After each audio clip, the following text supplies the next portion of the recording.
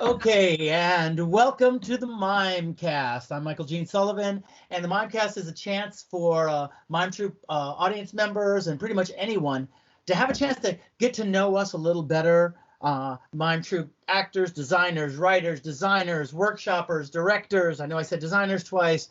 Um, Pretty much everybody who's been around that it's like you know our work there, but kind of who are we as people in general. So today, super happy to have my good friend, actor, writer, designer, director, and Mime Troupe Collective member, Keiko Shimosato Carreiro. Hey! Hello. Hey, thanks for asking me to do this, Michael. Yeah, well, like I said, I end up learning so much stuff that I didn't know about people. So let's start from the beginning. Okay. So where were you born? I was born in the greater Boston area in Massachusetts. I believe it was in Cambridge at the Boston Lying In Women's Hospital. Oh, so what? I know why you were there. You were busy getting born. But what were your parents doing in Boston? So my father arrived here in the United States after World War II as a Fulbright scholar. And he first landed in Houston, Texas, where he did his residency. And So he was a doctor. Yeah, he's a doctor. He was studying anesthesiology. And so, yeah, he landed in the South, in the American South, like right after World War II, and bathrooms were still colored and white, and he got kicked out of both. Anyways, that's another story. But my mother had come to the United States for just 1 year. She was allowed by her mother to come here for 1 year after she had graduated from Tokyo Women's College. And that was kind of like a first generation of Japanese women, modern women, who were allowed to go to university. And so she was allowed by her mother to come to the United States for just 1 year. And she stayed with my, what we call my Jewish aunt. She's the person who, she was a journalist who was working in Japan during World War II and almost hired my mother to be a translator, but then chose someone else, but never forgot my mom. And so invited her to come visit the United States after the war. So my mother ended up coming here, and then at a Japan Society picnic in Cambridge, met my father and didn't go back after a year. So they met, and they met in Boston, and got married. Like I think my father proposed to her like 3 weeks after they met, and they got married within that year. And then they had me within the next year. Yeah, it was like, and my mother said, she came here for adventure, and because she loved the sound of the English language. But this was not, she wasn't really planning on getting married or anything, but for the purposes of a young Japanese woman, she was 27 already, which is, as we know, day old Christmas cake. She was she was far too old and might end up being an old maid. But so when she met my dad, she's like, oh, okay, it's probably about time. And they had me. Now, what did she study in college? It's funny because she never really lost her very heavy Japanese accent, but she studied English literature. Really? Yes. Again, like I said, she loved the sound of the English language. Yes. Wow. Okay. So they get married and they're in Boston. And that was because your parents were working there? Yeah. My father's next residency ended up being at the Massachusetts General Hospital. So he was working there, and my mother was, again, still visiting the United States and staying with my aunt who had a house in Cambridge. My aunt was a children's book writer, and her husband was kind of a world famous psychiatrist, Robert J. Lifton, who wrote Home from the War, I think. Anyway, So they were activists, and they wanted to show my mother kind of the good, charming side of the United States after the war had happened. Yeah. Mm-hmm. Wow. So, um, So did you yeah. grow up in Boston? Were you a little kid there? I did grow up in the Boston area up until the time I was 15. Mm. So my first 2 years were spent mostly in Cambridge, mostly around, I mean, there's lots of pictures of me in a stroller in Harvard Yard. And that was, I think, my parents' dream was that I was going to grow up and go to Harvard. Didn't happen. But anyways, they're beautiful black and white photographs of a, idealistic young Japanese couple pushing a stroller through Harvard Yard. Yeah. Yeah. So how was that for you growing up? Was there much of a Japanese community there? There was no Japanese community there. So in fact, what an amazing time for my parents to be in Massachusetts. The only Japanese community were all of, quote unquote, the brain drain. So all of their friends were there to either study, or one of them was a famous astrophysicist who was working at Harvard, and they were all either artists or scientists who were here on some sort of a grant or scholarship, coming here from Japan for just a short period of time. But they all met in my parents' living room because they were the older, more experienced couple, and they had lived in the United States then for 3 or 4 years, so they knew America, and all these young students were coming in and hanging out in the living room. That was really cool, but there were probably like 10 or 12 people total. No Japanese grocery store, no restaurants or any of that we're used to here in San Francisco now. But at that time, there was no fresh fish. So my father made friends with a guy named George, who had a tiny seafood store called George's Legal Seafood, which is now Legal Seafoods, and in Boston, a famous seafood chain up and down the East Coast. But my father, in going to the seafood store and looking at fish, he was looking at the eyeballs and checking the gills and stuff. And so this fishmonger, George, asked my dad, "How, I hear you eat fish raw. How do you do that? How do you know which fish is fresh enough to eat raw?" And so my father taught him how to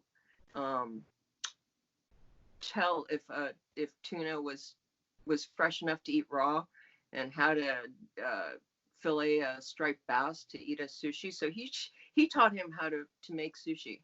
Wow. He taught Legal Seafood how to do it. Huh. Well, wow. I mean, and he would come over to our house with a fresh fish, like a whole fish, and bring it over to our house, our apartment in Cambridge at the time.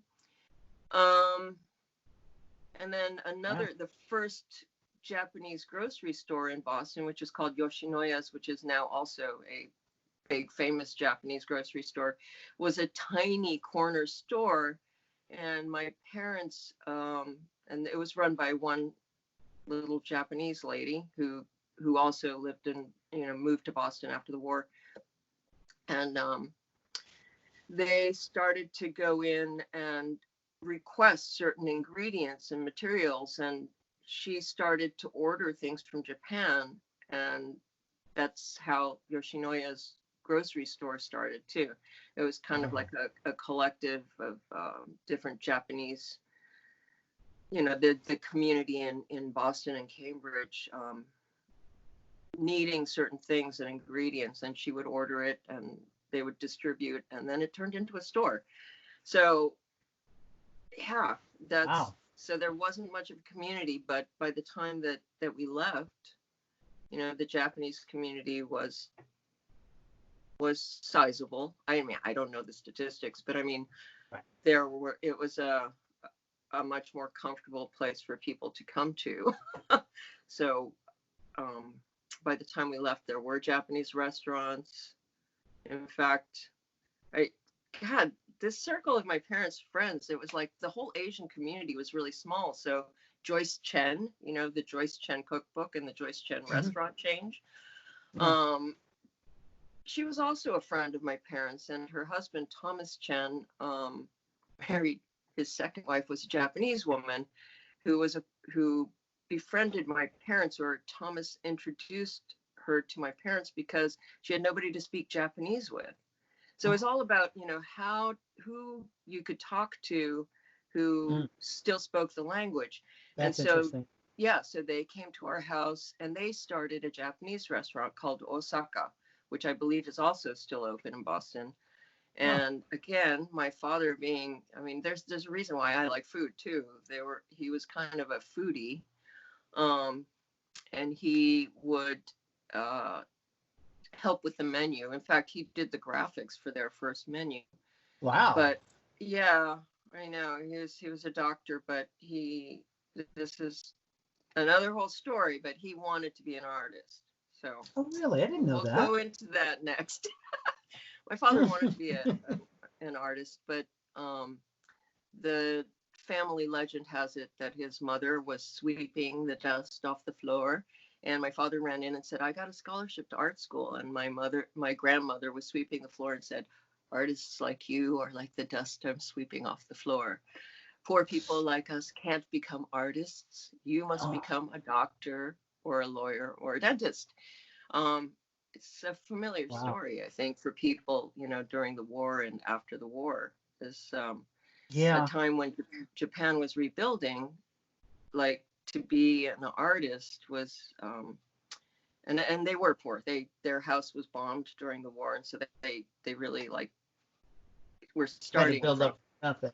Yeah, and the only way my father probably could have left Matsumoto, which was a small village at that time, was to get the scholarship and to get the Fulbright. Otherwise, it's not such a small town now, but at the time it was pretty small. Yeah. But it is a little heartbreaking to have that moment where it's like, I got accepted. I'm going to be an artist. Somebody recognizes me as an artist. And I'm like, yeah, no. Yeah, you're like the dust I sweep off the floor. It's like, ooh, that hurts. Yeah. So, you know, what's ironic is, yeah. Oh, just to complete that irony is that, of course, my father didn't want me to be an artist either, and he wanted me to follow his footsteps and become a medical professional. And so, same thing. He didn't call me the dust he was sweeping off the floor, but basically said, "There's no future." You know, there's no future. You should find a real job in some way to support yourself. Yeah, it was interesting talking to different people. Like Reggie was saying that you know, both of his parents were very much like, how are you going to do this? How are you going to make a living? How are you going to, you know, they were worried about all the stereotypes they see of artists, you know, the in film and television shows. If you're trying to be an actor, the idea is, oh, really? Well, what restaurant do you work at? Otherwise, you're a starving visual artist. You know, you're hooked on drugs. You're living under a truck somewhere in a parking lot. All of these things that are these fears that for the parents of the artist. And he said with his father, at one point, his father's like, I don't know what's going to happen. And Reggie said, well, this is how much money I'm making right now per week. And his father was like, oh, well, that's enough. Okay. And after that, it was like, you know, as long as he's been working, you know, and keeps doing stuff, and he just, you know, he was just doing a Broadway show, that they've been kind of like, okay, all right, you know, the most important thing was, did he look happy? And they were like, well, you look happy. They wanted him to be a lawyer, but he looks happy, so they were okay. But anyway, so back to so you're a little kid in Boston, and there's not much of a Japanese community. And it's after World War II. I mean, all of this is after World War II. But what was that like? Oh, all right. Back to my childhood. it's interesting because I've been thinking a lot about that time period for a one-woman show that I'm hopefully going to do. There's still a lot of racism. What a shock. I mean, Boston, I speak as if really? that's just in the past, and here it is revisiting us now, with the Chinese flu. But yeah, it's a part that I've blocked out of my mind a lot because it's difficult. It was difficult for me to understand why I would be called a chink and a gook and all these other things that I didn't understand what they meant. But the thing that stands out the most to me was like in second grade, I think it was second grade or third grade, there was a boy that I didn't know at all, but I thought he was really cute. He was older. He was probably in fifth or sixth grade, and I was in third grade. And one day, suddenly, he offered to give me a ride home on the back of his Stingray bicycle. And I was just like, oh, my God. I will name no names. But so I got on the back of his bicycle with all of my heavy school books. And he started riding me towards my house. And then he dumped me off the back. And then he laughed and he called me a chink and rode away. And that, it's like I'm getting kind of like shaky just thinking about that time period because I was in shock. I really had absolutely it's very emotional still. I ran home to my mom and my mom's response was, bring him here. let me talk to him. And the other thing was, kids can be so cruel, and they would call me things like Ching Chong and King Kong and where do you come from, King Kong or Hong Kong, the totally nonsensical things. And I don't, child mind, me, had no way to understand where that was coming from. And my mother would, like I said, say, bring them here, let me talk to them. Don't they know that Ching Chong is not a place and Hong Kong is a place and we are not Chinese and we are Japanese and all these things that were totally logical. But I'm crying and, none of this really makes sense. Now, when I look back on it, the one thing that stuck out was my mother said, don't worry, this is going to make you stronger, which is not a lot of comfort for an 8-year-old. No. But honestly, did you ever bring any of them back? Did your mother ever talk to any of these kids? No. It wouldn't be easy, It would not be easy. However, what she did, my grandmother would send us these care packages of Japanese candy, like these big brown paper packages tied up in string. We'd open them up and there'd be Japanese candy and, different like origami and dolls and stuff. And my mother like put some of the candy aside and put it in little packages and said, here, give these to those boys who make fun of you. And I was like, can I really do that? I never was able to. I wasn't able to give it to them. But it's now thinking back on it, it's a big window into the way that my mother thought, Yeah. And it has informed the way that I think now, like smile and love my enemy. It's gotten me a lot further than the resentment and anger that I felt at that time. So but it's hard. Yeah, well, I'm going into my 6th decade and I'm still dealing with all of this stuff, because those incidents have continued throughout my life. But we're talking about my young time back in Boston when there were no Asians there.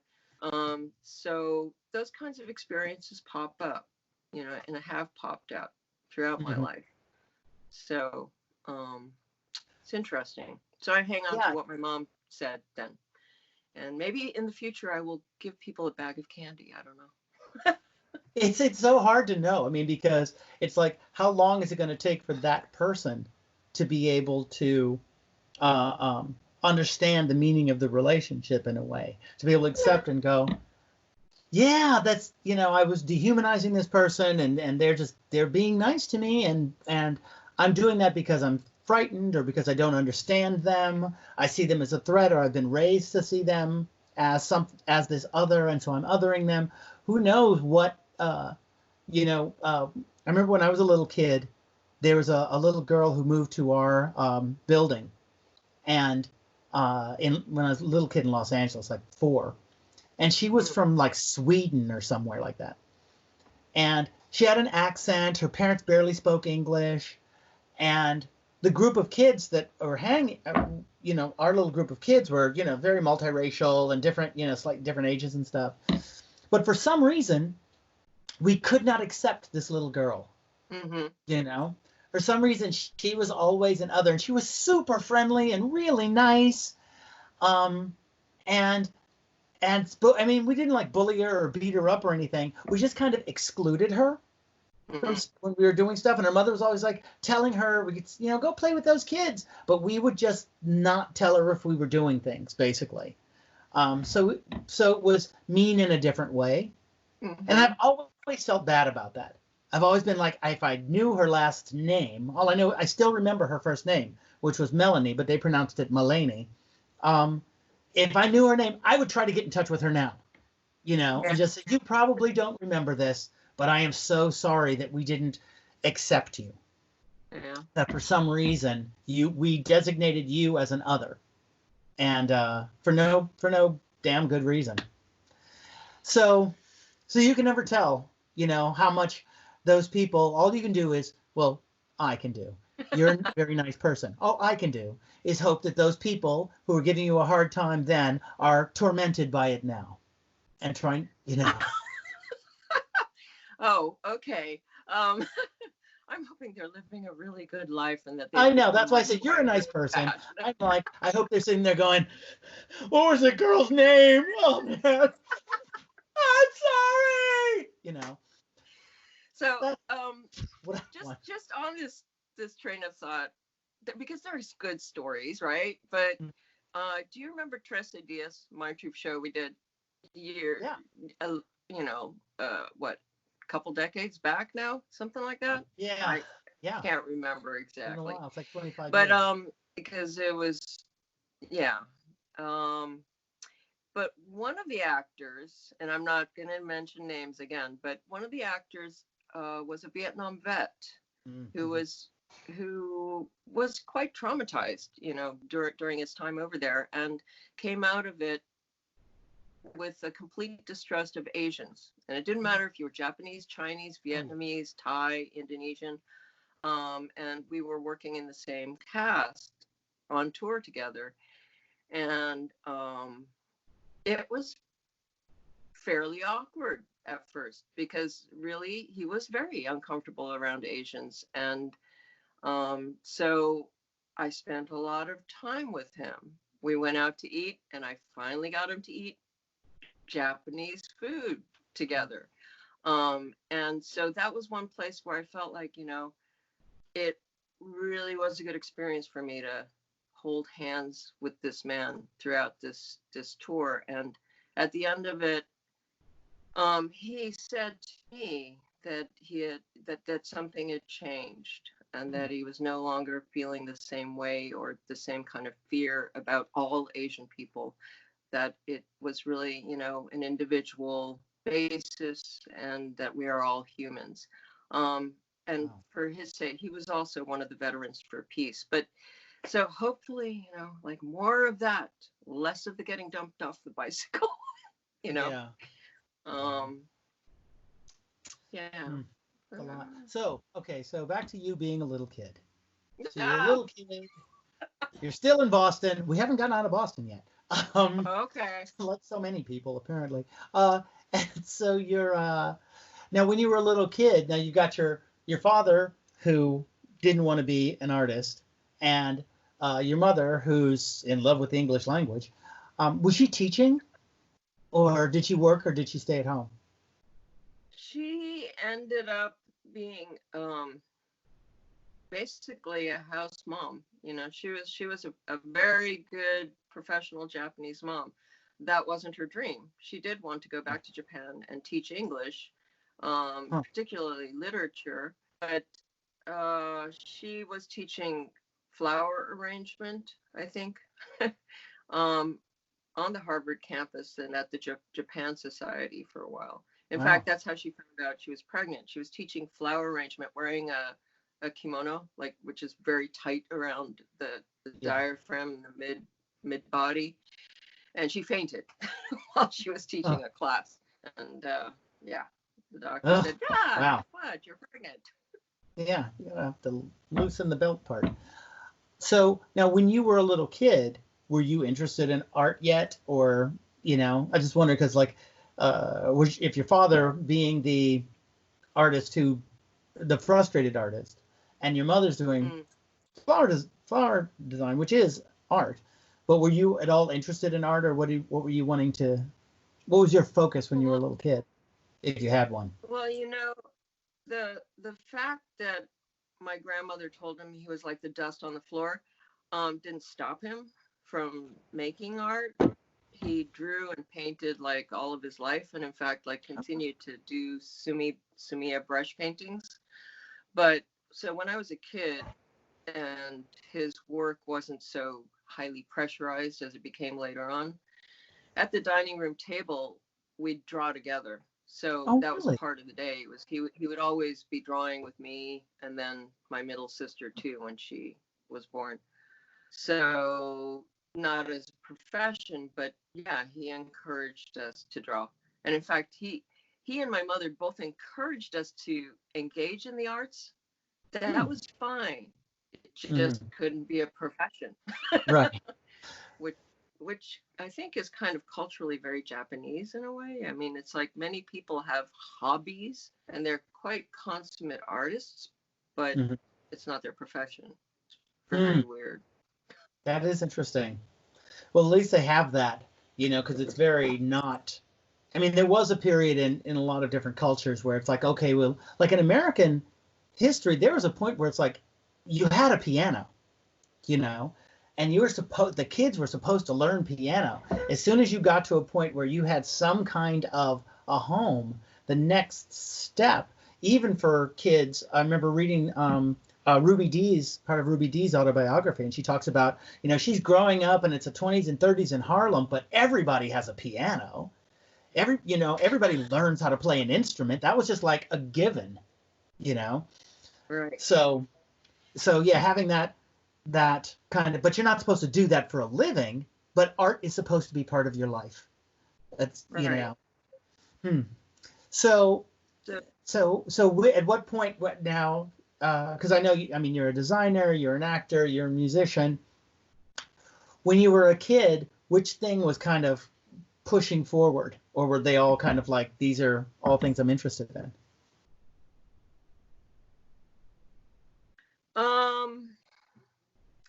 So I think that kind of changed over time, but so when in that phase of 5 to 10 years old, it was mostly visual arts. I mean, I like to draw, and some of that was, that was a coping mechanism as well. It's like when everything else was too much, it's like go and draw. In 3rd grade, I was lucky enough to be able to, they still taught music in grade school. So I got to take flute lessons, which was free to my parents. They just taught it through school, through public school. And not at first, because, when you're first learning an instrument, it's usually just like frustrating. But at a certain point, I got better at it. And that was more of an emotional relief for me to be able to like play music. So I think from about 10 years old on until I was like 16 or so, that was my place of refuge, was being able to close my door and say, I'm going to practice music now, and then play my flute for hours on end. Because that was something. Well, that was also something that was understandable to my dad and and kind of respectable rather. That was something that he had always wanted to be able to do, but he was never able to learn an instrument. God knows he tried. God, forgive me, Dad, but well, was he just trying different instruments around? He picked up the harmonica and he would enthusiastically play the harmonica and sing completely off key, all kinds of American folk songs and stuff. He picked up the guitar, never really got it, but would sing again very loudly and enthusiastically, American folk songs on the guitar. Well, as long as he was at least he was trying. Yeah. But so he passed the guitar on to me. He was like, this isn't working for me. Here, you can have this. And so I think he always wanted to have music and he just didn't. So then he actually, I think, admired it in a way, or, like it made him happy that I was able to play music. And that was cool until it came to whenever they had dinner parties, he would make me play for them. Oh, that was like a lot of pressure. Yeah. So. That is tough. Was he just kind of go, Keiko, go get your guitar or flute and let's hear that tune? Yeah, and then when my sisters, and of course they had been drinking a little too. So it's like when my middle sister also learned how to play piano, then he would be like, you guys, come and play that song you were practicing the other day. I want to hear it. It's like, oh God. Play it. And then the party stops. Everybody has to sit in the living room and be really polite and listen to these two kids playing this song. And you couldn't say no to my dad. I couldn't say no because he would snap and he would be angry. Like, what? It's interesting. That is so similar to stories that Valina would tell me, where once she's got into the guitar and she'd be playing the guitar and then her father would go, okay, we're having a party. Come on in with your guitar and sing that song you were practicing. And so whatever you were doing privately, that private musical expression is suddenly just straight to performance for a bunch of grown-ups. Yeah. Whew. Yeah, no, I mean, and it's like, to this day, I'm like, that was the worst performance anxiety I have ever had. It's like my sister and I would like come walking out of our bedrooms totally in dread.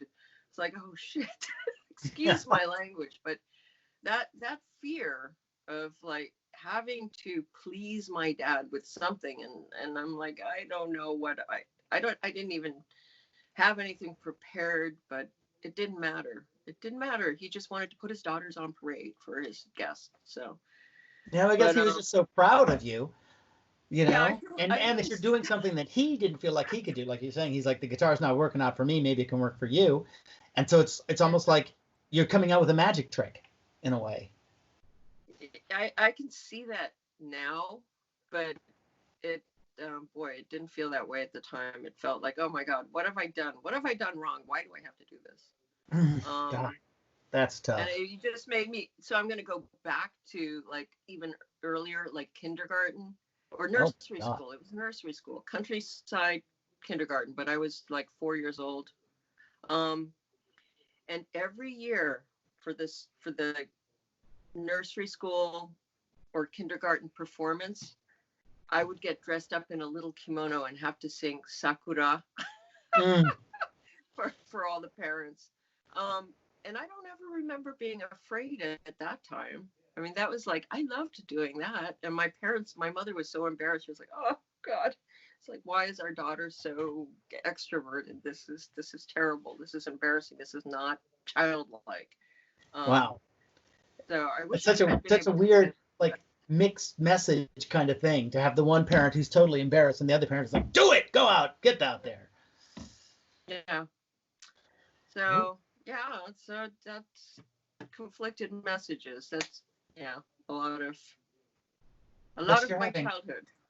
But you're getting it's interesting because you are ended up doing a lot of art because you're learning you're singing, you're playing two instruments, you're drawing with your father. So you're kind of doing more art than a lot of kids in a situation where ultimately the idea is you're not going to be an artist. Growing up in the greater Boston area during the 60s and 70s, I feel like there was a lot of art being taught. I mean, this was during the Vietnam War protests and stuff. Mm-hmm. And I just feel like there were a lot of like summer art programs, a lot of free kid stuff happening around that time. And so I remember doing a lot of community art projects with friends. So I didn't feel singled out or particularly good at what I was doing. I felt like everybody was doing it, which was really cool. It's like there would be like, let's do paper mache. And then there'd be like 12 kids doing paper mache all together at the recreation center. I remember taking a stone carving class when I was like 10 years old because my parents had another friend from Japan during that generation who became a famous stone sculptor. But she needed some money, so I think my parents set her up with teaching a workshop for little kids. And so we were all learning how to sculpt soapstone, I think, is a very soft stone. Yeah. So in our front yard, we would do, soapstone carving. My dad actually did tie-dye, and so we did tie-dye in our front yard. And actually, my parents didn't mind us making a big mess. Like, as long as it was a creative mess, that was okay. Whereas I think when I went over to visit some of my friends, their parents didn't like that so much. So my parents' house kind of became kind of like a salon for little kids to make a big mess. As long as it was a creative mess, that was okay with my parents. So I didn't feel like alone. I felt like everybody was doing art. I thought that's what everybody did back then. So it was later on that I probably around high school where I felt like, oh, I guess maybe this is unusual. Maybe not everybody does or considers art to be a serious possible career or a serious mode of expression, or a large part of my life.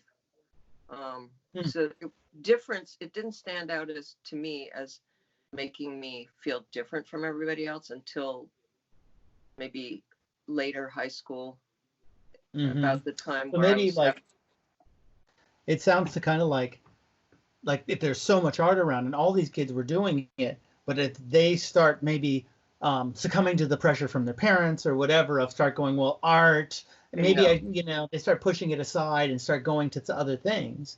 And for you, it was still so intrinsic to who you were and are that you kept it stayed a central point rather than like with your father having to put it aside as a profession, and probably a lot of the other kids you were growing up with too. It's just like not an option. So when you're in high school, what did you think? You were like, I'm one of those people who my parents never really asked me what I was going to be when I grew up. I think everybody assumed I was going to be a history teacher because that's what I was so passionate about. But there was never any like, what are you going to major in? What are your classes you're taking or stuff like that? So what were you thinking at that time? Were you like, well, were you thinking maybe you would be an artist, or was there something else that you were like, well, this is my day job thing that I'm shooting for? No, it was always going to be some form of the arts. And at that time, it was either going to be writing or music. Oh, my phone battery is going low. I know. All right, my phone. So I'm going to have to plug it in. Sorry, you're going to have to edit this. All right.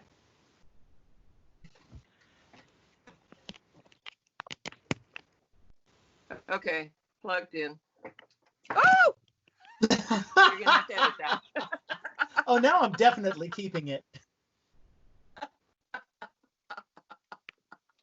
All right, this is real life during this time. Yeah, whatever. Yeah, Okay, I don't think the shot is the same now. I'm that's sorry, okay. my tripod fell over. Anyways, sorry. Fine. Let's see. Okay, here we go. All right, so where was I? High school. High school, wanting to be a writer, Oh, right. or thinking you were going to be a writer, and Yeah. I was, my father did this wonderful thing of moving us from Boston to Iowa just when I was 15 and a half. Like, oh, great. Just in the middle of high school. Um, oh yeah. and so, finally, like I said, by the time that we left Boston, there was a larger Asian population. I wasn't the only person in high school, though still maybe one of 6 Asian kids in my high school. We moved to Iowa, and I was the only one again, probably the only Asian person in all of Iowa City at that time, except for my family. Right. So that's a completely different topic from writing or music. But the thing is, during this time, my father would take me into the operating room to visit. He would, yeah, I got masked up and put on scrubs and stuff to be able to observe from a little observation booth, because my father would tell everybody that I was, proud and say, this is my daughter. She's thinking of going to medical school. And I was like, I had absolutely no wish to go to medical school, but I could not, again, still say no to my father. So I was like, okay, I'll go in and watch this surgery. Oh my God, so much blood, so much opening of ribs. And I can say that it strengthened my stomach for the sight of blood, but it did not make me want to become a doctor. You weren't like, ooh, I can't wait to get in there. My poor dad. And at the same time, I had this really amazing high school counselor, because I and my best friend had decided that I needed to get out of high school as fast as I could, because moving from Boston to Iowa, I just, like, the cultural shock that I went through at that moment was just, it was big. And I just felt like I need to get out of high school. I need to start going to university or somewhere where I can study what I want to study. It's like suddenly I felt like everything that I was in class for, I had already learned. I had learned it the year before. I felt not challenged. So I decided with the I just announced that I'm going to graduate a year early. And so that's not really allowed. It's not encouraged. And so they made me work with a counselor who was kind of a therapist in order to make a plan. Yeah, I had to make a game plan and they had to make sure that I was mature enough to graduate a year early. Anyways, he was great. And I'm really thankful for the time that I spent talking to this guy who basically negated everything my dad said in terms of becoming an artist. He was like, no, you're a good writer. I completely encourage that. And you should think about that as a career. I was like, what? And similarly with music, it's like, you should, they have scholarships available. You ought to look into, auditioning and seeing if you can get a music scholarship. All of these things were completely foreign concepts, because I was still thinking, yeah, this is what I really want to do. But in the end, I'm not going to go against my dad. I'm going to probably have to go to study science and ultimately, go to med school or something like that. So I'm grateful again for that guy. And I ended up applying for a music scholarship to the University of Iowa. And so this is where that dust story comes back at my dad, because I ran home and said, I got a scholarship to music school. And his response was, I never gave you permission to apply. you are disowned. So Oh, that's wow. The where same that story. repeats itself. Yeah, pretty much. And it was on a tour that we were on together. You and I did Ripped, and I hadn't really returned to Iowa after graduating as a professional actor until we did Ripped at Hancher Auditorium. And that was the first performance that my father actually came to. I mean, and I had done performances. I had done shows while I was at the University of Iowa, student performances. He never came and never acknowledged that that's what I was doing. And when he came to see Ripped, what he said at that time, like, just changed the world again. He said, Keiko, you are actually pretty good at what you do. And that was a huge validation. That was huge. Yeah. So, yeah, and it must have been for him to be able to get to that point. That can be, if you're like really trying to stop someone from being an artist, and they are an artist. Now they are undeniably an artist and making a living at it. To have to go, you're good at that. Yeah, that could be tough because you are. It's like you don't have power over the person anymore. You can't stop them. Clearly, they're their own person, so you've got to kind of acknowledge it. Oh, but I want to get back to so when you're leaving. So when you leave school, when you get how are your parents about you leaving high school early? Just when you were like, I want to graduate early. Were they proud? They're like, she's so brilliant, or they're like, whoa, what the hell's going on? I think they were both.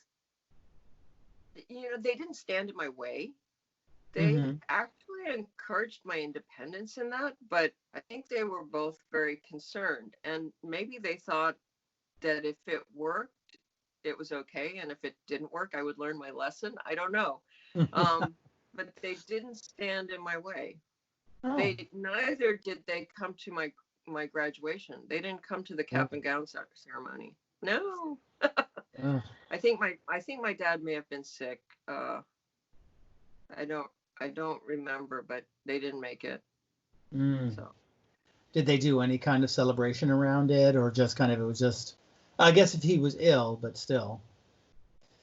No, it really didn't make, it's like high school was not a super happy part of my life or an important part of my life. It's weird. It's like I've had this discussion with Michael, my husband, Michael Carreiro, because, it's like high school for so many people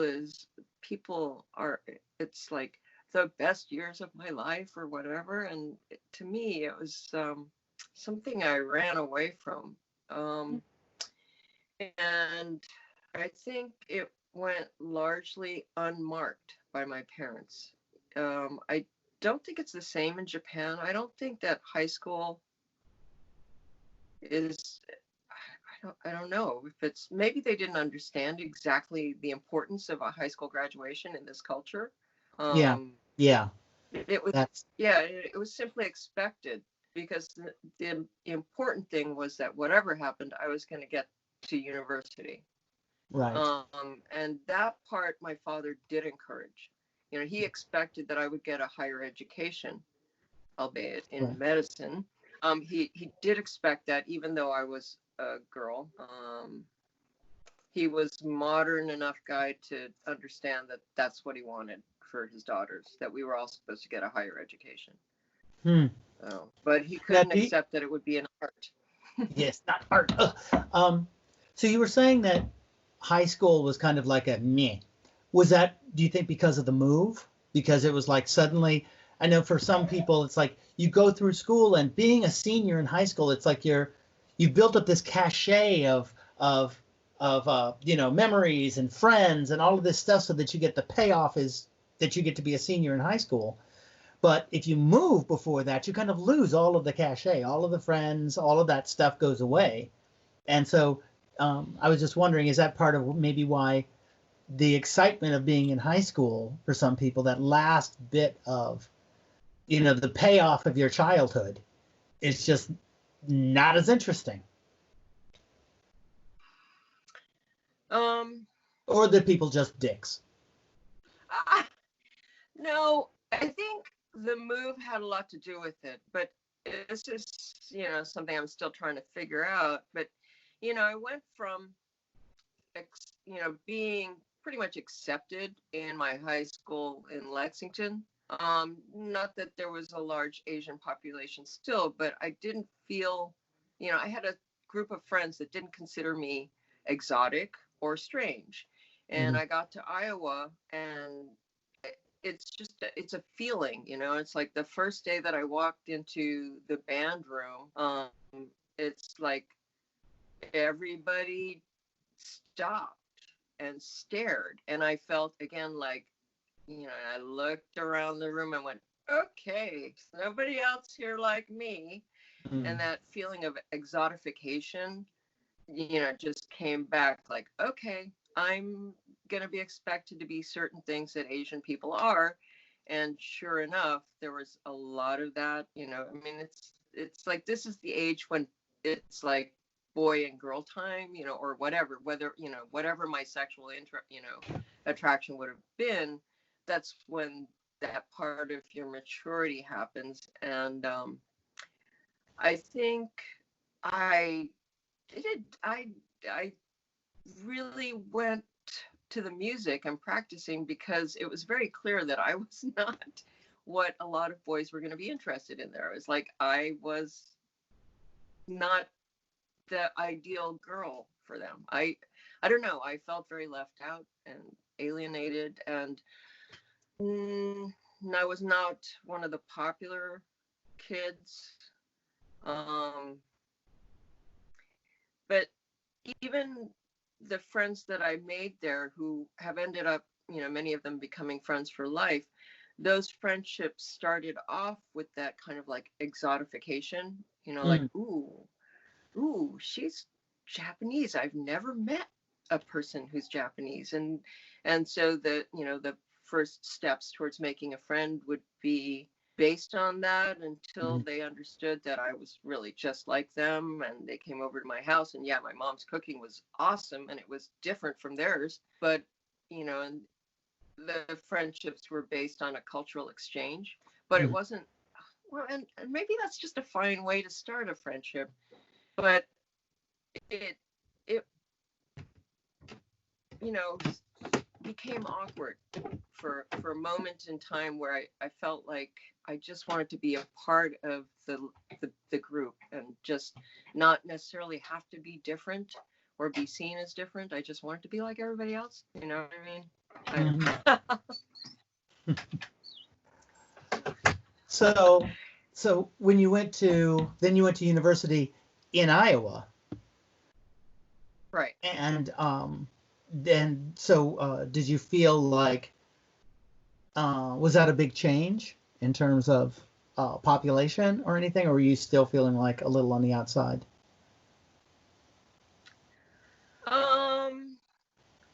So the way that I started at the University of Iowa, I mean, I had big dreams to go somewhere else, and I was like, oh, I'm gonna get out of Iowa. I'm gonna apply to NYU or Juilliard or somewhere else. But in my last year of high school, I decided to take an acting class concurrently with my final semester. And so that's when I got into acting at the same time that I was a music major. And I think, once I started taking classes at the University of Iowa, the university was a bit more diverse. There were students. There's an international, Department of Comparative Lit there. So there were international writing students from all over the world. The theater department was pretty not diverse, and the music department, Wasn't either, but you know what? It didn't matter because I was studying something that I wanted to learn more about, so I wasn't focused on feeling different anymore. Um, Hmm. yeah, I don't know. So when you took the acting class, were you taking it just to kind of tick off one of the you've got to take another arts things, or were you feeling drawn to that kind of performance? I had always loved theater, um, and I think I said my adopted Jewish aunt, who brought my mother here. She was Yeah. a children's writer, and she also published a book of children's plays. But the first play I ever saw was when I was 7 years old in New York, and it was a play that she had written. But that, stuck in my brain as, whoa, that was an experience. It was a multimedia event, and it was the first experience that was like immersive, and I really loved that feeling. So just, out of curiosity, the classes that were offered during that semester that I could qualify for as a 16-year-old, Hmm. was acting one. So I took the acting one class, and it's like I felt like I was everybody's equal. I'm trying to see it in my mind's eye. It's like there's this 15 and a half, 16-year-old girl in the middle of this classroom full of adults, because most of the people in the class were adults, and some of it was extended education, or so that was cool too. Just feeling like I was an equal with grown-ups. I don't know why I got, but I think that's why going to university classes, there was something else to focus on. It was like, okay, I'm here with the people that because they were intelligent and smart, and the conversations were intellectually stimulating, and I felt challenged. But the acting class was, I got that same feeling, like we did some scene work, and I had that feeling of being immersed in another world, and being able to feel like I could understand what it would be like to be somebody else. That was, although I didn't recognize it at that moment, I think that's when I got hit by, like the I've got to do theater bug. And it grows on you like moss, so or something. So when you were in college, did you keep doing plays, or were you really focused on the music? So at first, I really, I, I, I did my best to be a music student and focus on that as my priority. Um, so that was about two straight years of being a music major and taking music theory and music history and staying in music practice room for like 4, 5, 6 hours a day. I actually got a scholarship to transfer to San Francisco State University, and so I transferred there as a music major on a full scholarship and studied for 2 semesters with Paul Renzi. And then I honestly, the feeling of being trapped in a practice room, and it's like just looking at my life forward, playing the tape forward and seeing that this was going to be a lot of alone time. If I wanted to be a really good musician, before I would get to play music because I wanted to play in an orchestra. I wanted to be a classical flutist and play in an orchestra. And recognizing that if I want to do that, it's going to be a lot of time by myself to be a really great musician. And that I kept going back to that feeling of doing theater and being able to interact with other people and getting this other feeling of connection and real human connection. So I started taking theater classes again, as a minor. Mhm. And then I dropped out of SF State U, and what happened? Oh, I'm trying to remember. Oh, I ended up back in Iowa. There's another story in there, but so yes, sometime around then I made a big mistake. My first marriage happened like while I was at San Francisco State University. I married a French punk rock artist, and we moved to France. And it was, anyways, short story, bad choice, not a good thing. Different time for that, maybe. And How I long are went you in back to France? Iowa. About a year. Oh, So okay. it took me a while to finish my undergraduate degree, but I ended up back in Iowa, and I was pretty depressed. And I went back to what had made me feel the best in my recent life, and that was like being able to be in somebody else's head as an Mhm. actor, to create, to not have to be myself right now, but to actually have to embrace and embody somebody else's psyche. So I went back to acting classes, and this time got really serious about that. Although still never majored in that, and then Mm. I was planning on majoring in it, and then yet again the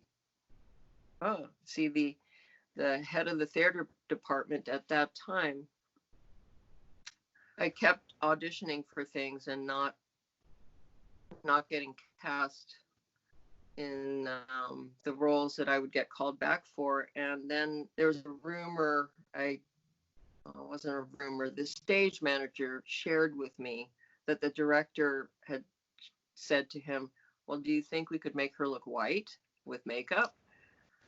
As a Ugh. serious statement. And so when I heard that, it just made me feel like, maybe there just isn't a future for me in American theater right now. And when I went to complain to the head of the department about it, he encouraged me to go into design. He said, you're a really great designer. Maybe you should become a theater designer. And I was like, no, I want to be an actor.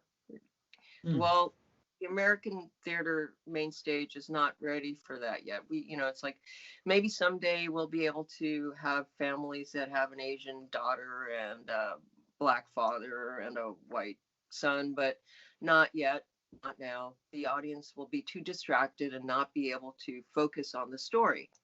This was the 80s. Yeah, Yeah, but this this was is the 80s. college. The 80s is Yeah, like right that period where exactly. non-traditional casting was the thing. That was my argument to him. I was like, this is where I'm supposed to learn my trade. So anyways, dropped out of the theater department and went into multimedia and textile design.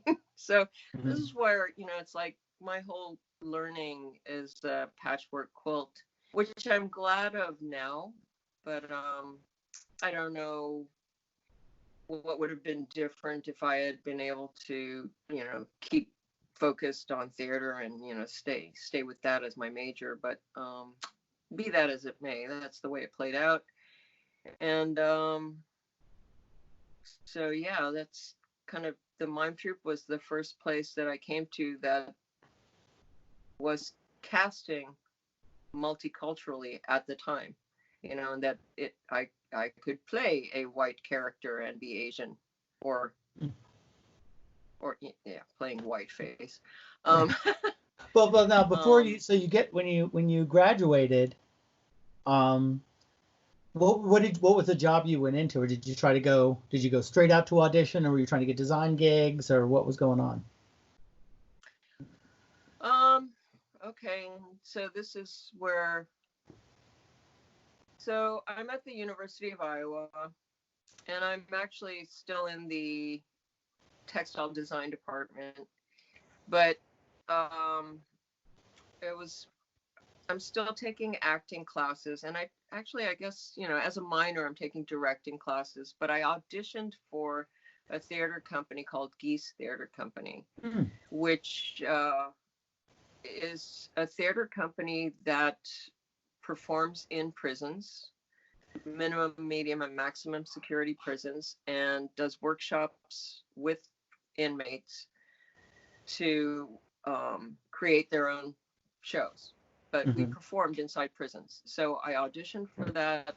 And this was the first time I ever did an audition that used masks. So the director of that company, John Bergman, opened up this suitcase, and it was like this vaudeville act. It was like full of costume pieces and these great paper mache masks. And so it was like physical theater.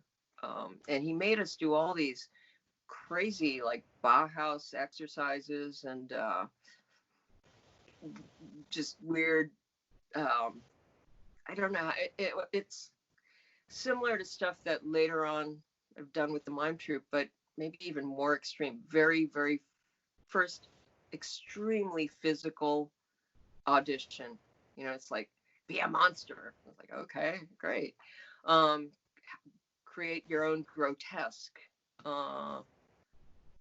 And of course, then that became what I wanted to do. I was like, oh yeah, I want more of that. It's like, I want to do physical theater, not just theater, but I want to do physical acting. And so I got the part, I joined the company, and I toured that summer. I think I was 19, and I toured with Geese Theater Company in a school bus. We tricked out an old school bus and put bunks in it and cupboards. And I can't remember how many members there were, but there were probably like 12 of us living on a school bus and camping in tents. Yeah, no, and that was a huge experience. Saw prison riots from inside the prison. Got into a lockdown. We'd be doing a show, and then we'd have to just stay there on stage. But met some amazing people. That, I mean, just to meet anybody who I have a stereotype of, like a prison inmate, somebody who's in there for life. I have a certain picture in my mind of what that looks like. And then when I was sitting face to face with a woman who had, I don't know, a 300-year sentence for having killed her husband after he was unfaithful to her, it was a real awakening to just people with really different problems from my own.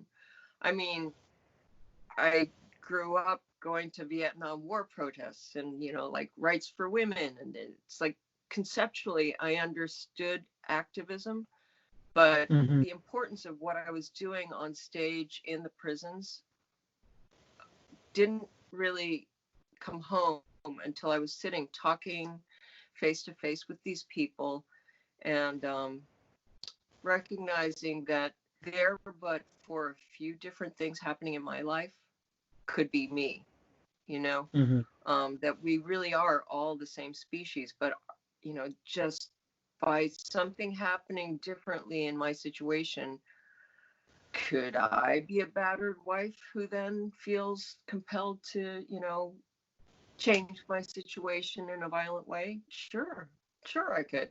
Anyway, so it just felt like it changed the way I view theater in terms of a communication medium. Like, we can communicate really important, necessary ideas to other real people.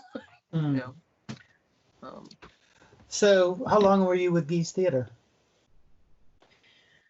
Geese Theater Company that tour lasted, that was the summer, but we continued rehearsing another production through the next school year, so probably like a year total. And then in the winter of the next year, I took a phone call from a theater company in Canada called Caravan Stage Company. Another theater company I had never heard of. And they were, oh yeah, I got married again in that time between the, oh geez. All right, anyways, so they were calling for my husband at the time, who was a clown and kind of he was an actor and performer, and they were calling for him to offer him a job with the Caravan Stage Company. He had gone to Del Arte and they were looking for a juggler and somebody who could use mask and a good physical comic. So I started talking to them, and it's snowing. It's a blizzard outside. I'm snowbound, and I'm going, wow, you do what? You tour with Clydesdale-driven wagons? That's crazy. And so this guy's telling me all about it, and I said, oh yeah, well, Bill isn't home right now, so I'll take a message. And then he asked me, so who are you? And I said, well, I'm his wife. And he said, oh, well, we don't like to split up couples. So I was like, oh, no, but I'm sure he'd really love to do this show. He says, well, so what do you do? And my response, of course, was, well, even though I was still a textile design major, I said, oh, I'm an actor. So, oh, well, could you send us your resume? So I slammed a resume together. And so again, my inner self is saying, no, you really want to be an actor. So I put a resume together and sent it to them. And they offered me a job too. So that's actually how I ended up in California, because that job took me to, where did we start off? Oh, we started out up north in Gold Country, Red Bluff. So let's see, somewhere up there, Redding, on a ranch up there.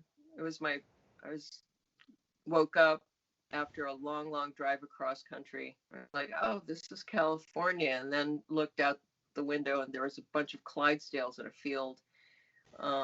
So that's how I spent the next couple years of my life before the Mime Troupe. So where did you guys tour around, and what were those shows like and about? They were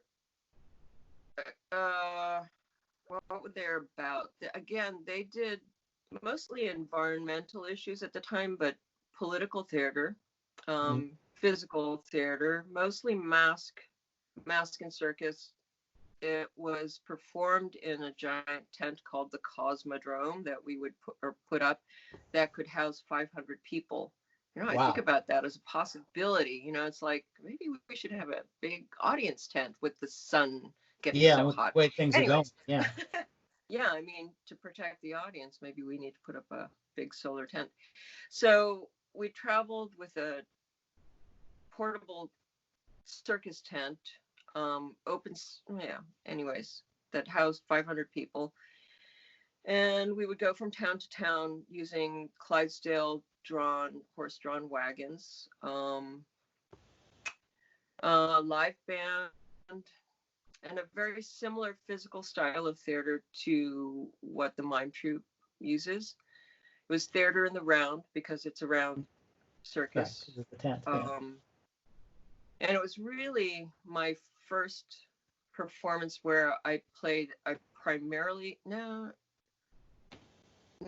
it was like my first big mask role. I got to play a coyote, or a young girl who falls in love with a coyote and then transforms into a coyote at the end.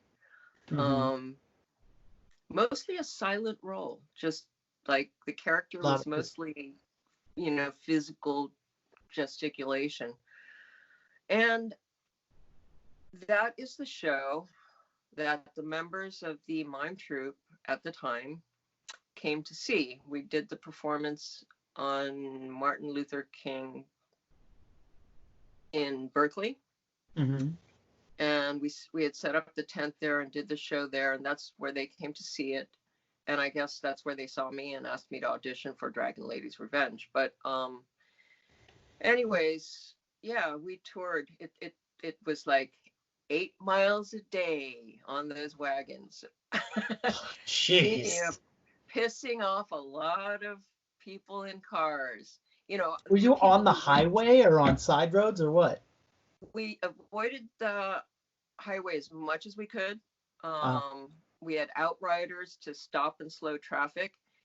We would use the frontage roads as much as possible. Um, but when it wasn't avoidable, we'd be on the freeway or the highway really slow with cars honking. Horses don't like cars honking, so that was pretty stupid. Or, people would be really, the people who were charmed, and they'd be like happy. Like, how often do you get to see 5 horse-drawn wagons on the street? And they're circus wagons. They were beautiful painted gypsy wagons. And actually, our publicist was Trip Mickage, who was also a publicist for the Mime Troupe. So that's another connection. But all of the shows they've done have been based on political issues. The 2 shows that I did with them were environmental issues. Coyotes was what it was, there were a lot of wildlife was being shot and eradicated as people were pushing back in Northern California, and it was against logging and environmental protection laws. But and then I did another one in Toronto, which was about toxic waste being dumped in the big lakes. So again, it was really great to be a part of a theater company that was spreading a message, and it felt like it was working. We would have dialogues with the audience afterwards, and sometimes we'd have farmers who were really pissed off, like arguing with us about why they had to shoot coyotes and wolves, and that we couldn't coexist and they had to burn. And there were also loggers who talked about how we needed to cut trees, and that they were doing good by the environment by replanting, and we couldn't argue that old growth was different than new growth with them. But it was great that they actually came to see the show. Yeah, really, that's what I was thinking. It's like when we did the tour of Eating It, and there were all of the farmers and environmentalists and people who came to see the show when we were in Minneapolis. And there's a post-show discussion, and it was like they were seeing what they had in common, and that ultimately their goals weren't necessarily that different. Everybody wants to think they're doing good, right? They don't want to think that they're messing with things. They're all like, well, what we're doing, we either have to do it, and we would prefer that we didn't have to do it, or what we're doing is actually going to be helpful, and they just might be wrong. Right. But that's their motivation. It's not just like, I want some of that sweet cutting down the forest money, So anyway, so you're back in the Bay Area after having been here with San Francisco State, and the Mime Troupe asked you to come in and audition for them. And you're still married at this point?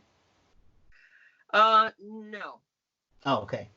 No, I was not. Okay. I believe. So now you're a free agent, and you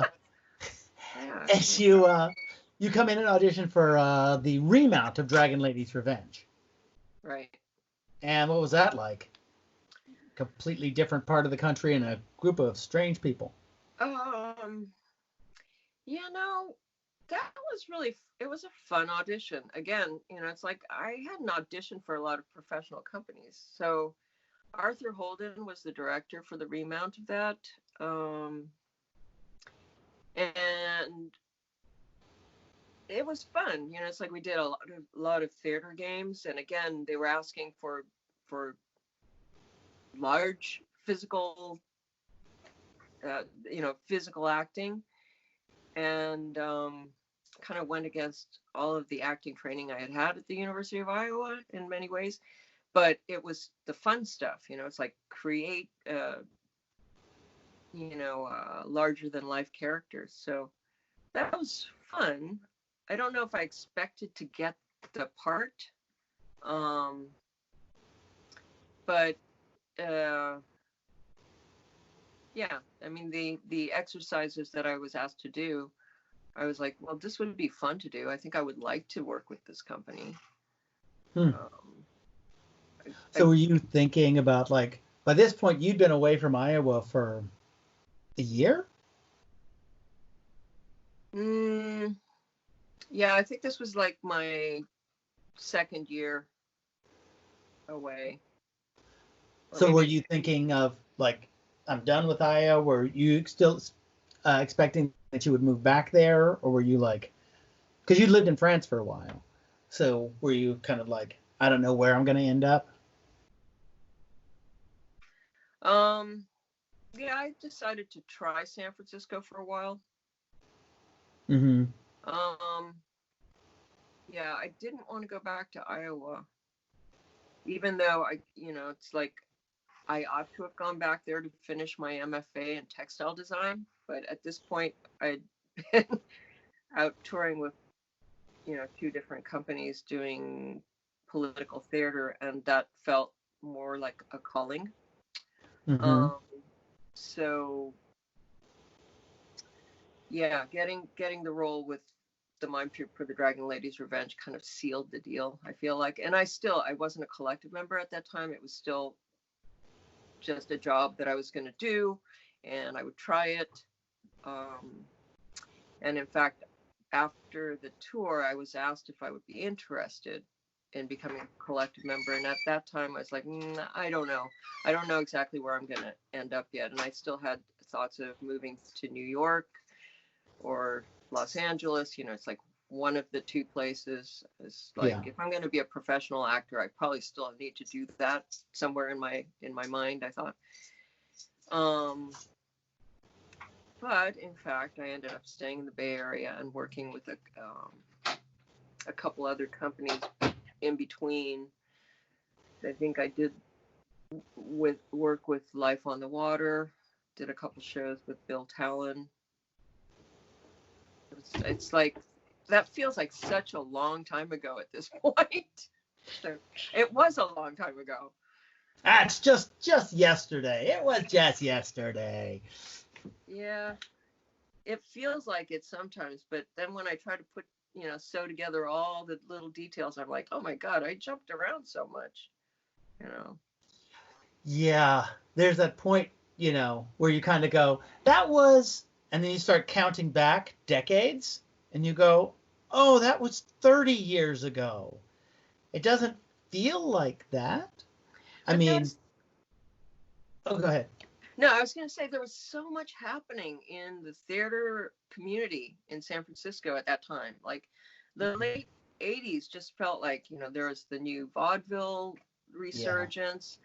There was a lot of circus stuff happening. So I did a short stint traveling with the Pickle Family Circus. Mm-hmm. But there was, the old Eureka. I mean, yeah. I mean, you remember there were like small theaters. There was so much stuff. There was so much stuff. Yeah, there were theater companies all over the Haight, Bear Flag Theater, Gumption Theater, Lilith. Yeah. There were so many small SF. Now there's SF Playhouse, but there used to be San Francisco Repertory Theater over in Noe Valley. There were theaters in every neighborhood and theater companies all over the place. And like you said, in addition to Make a Circus and Pickle Family Circus and all of these smaller companies, that it seemed like the Mime Troupe inspired a lot of these companies. A lot of people that had studied with the Mime Troupe and went off and did, especially circus, like, was it Big Apple Circus in New York was an ex-Mime Trouper, and all of these different people that were kind of like this swirl of theater, of acting and circus work around the troupe. Mm-hmm. At that time. And I think, and so, yeah, I saw you in the backyard preview before a tour of Dragon Ladies. I came to the backyard preview because, what's his name? Jesse Moore. Jesse Moore. He knew that I had done a show with him at Lorraine Hansberry Theater, and he knew I was really interested in the Mime Troupe, and I'd seen the company since I was a teenager. And so he knew, and so he's like, well, you should come to the backyard preview and get it kind of meet some people and get some behind the scenes, just to see people as humans and hang out, which I didn't do. I just went, saw the show in the backyard and left because I didn't even know hanging out was an option. But yeah, that was the first time I saw you, and I hadn't seen you in other shows. And I was like, ooh, there's a new person. All right. So after you finished that, what was the show right after that? Was it Ripped? Was that the next show? No, I think we did Mozambique Caper. Oh, that's right. Yeah. I was not in that, but Stacy asked me if I would like to build the crocodile puppet for that. So so I got kind of like lured back in. It's like, oh, you want to build a puppet? So I built a crocodile puppet, which is still in the studio. But so they tried to keep me hanging around, and I liked being an observer of the troupe for that while. And it's like I was learning more about it. I would walk by the kitchen door and hear the collective meetings and be like, oh no, I don't think I want to join this. But it was good to know that one could be an actor and also a builder, and that there were you could be a multi-faceted performer artist there, Mm-hmm. So I started considering collective membership, but Mozambique Caper I was not in. I just made a puppet for them, and then what was next? Maybe it was Ripped next. I think so. Ripped was next. I think you guys did. There was that weird. Well, when was that weird tour of not weird tour, but the tour of Secrets in the Sands? I think Secret in the Sand, because that's when my knee. I had a knee injury that I had to not go on tour with that. So I think that was maybe just before. That was after Ripped. Yeah, right. Because I did the tour in the fall of Ripped. I came in as a replacement actor, and then I couldn't do Secrets in the Sands, and I was like, oh, that's it. I guess I'm never working for this company again. Yeah, that didn't happen. So that's everything, almost everything, getting up to you being with the troupe. And then I'm realizing, like, in doing this interview, I was like, oh, and then there's all of the troupe stuff. We might have to do that in another interview because we're already coming up on like an hour and a half. Yeah. So I figured. So maybe I guess what we'll do is we'll get stopped now. This is you're at the troupe, and then later on we can do another one that's about your years with the troupe and working with all the other theater companies you've worked with and touring around and your design work, which we've just started to kind of touch on again. It's a lot. But when you stop and talk about somebody's life starting from where they're born, yes, Michael, that's